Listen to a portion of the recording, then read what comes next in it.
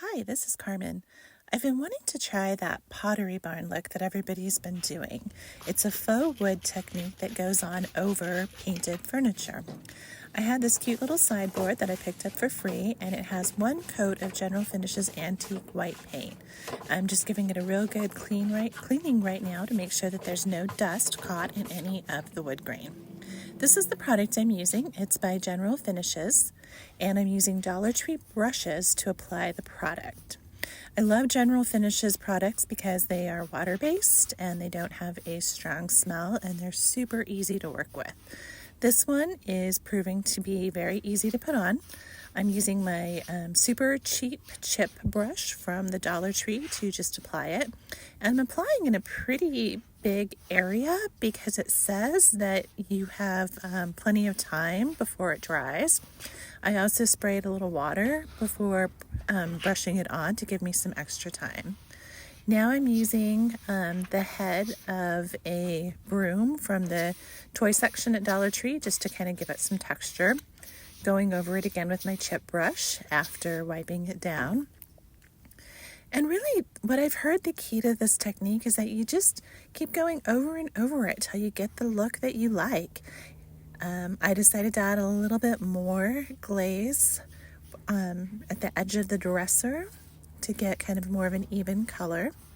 And then just going back and forth. The hard part for me is keeping my back and forth strokes straight so that they're not curving towards one side of the piece of furniture or the other.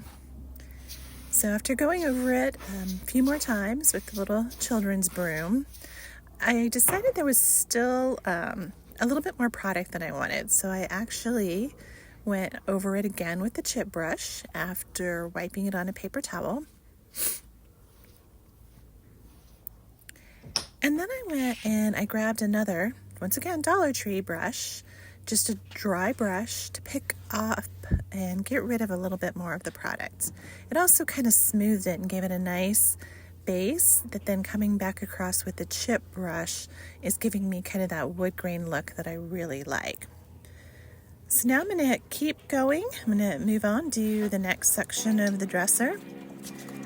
The product does say that you can add water so that you have a little bit longer work time. And you can also add some of their clear glaze if you want to lighten the color. But I'm liking this color so far. So here I go, back and forth with my different combination of brushes till I get the look that I like. I did drip some water when I sprayed, and one thing I discovered is you can easily go back over a section with just a little bit more product, and it blends super easy. So now I'm going to spray from the side. Probably it wasn't a good idea to spray my bottle over the section that I had already worked on, and we're just going to keep repeating this process until we get down to the end of the dresser. This is, I keep calling it a dresser, but I think it's actually a sideboard that used to have a cabinet on the top of it. So it's a little bit lower than I'm used to working on, and my back did hurt a little when I was done with this. Speed it up a little bit. I wish I could work that fast.